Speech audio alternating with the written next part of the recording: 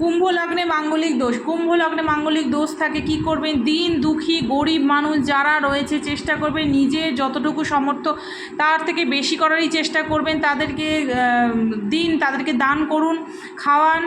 আর সাদা বা কালো রঙের কুকুর যদি থাকে সেই কুকুরকে খাওয়ানোর চেষ্টা করবেন, মিষ্টি রুটি বলুন খাওয়ার বলুন প্রতিদিন খাওয়ানোর চেষ্টা করবেন।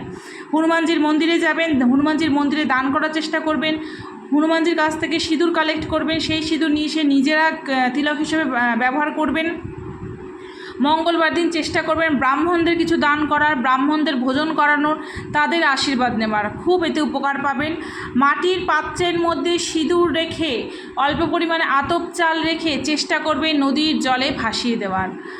5 থেকে 7 রতির মতন পলা আপনারা ধারণ করার চেষ্টা করবেন। কাউকে নিজের লোক বলুন, গরিব বলুন বা মন্দির বলুন, রূপোর একটি ছোট্ট বল, সলিড বল চেষ্টা করবেন দান করার। এটা করুন, নিশ্চয়ই উপকার পাবেন। জয় মাতা।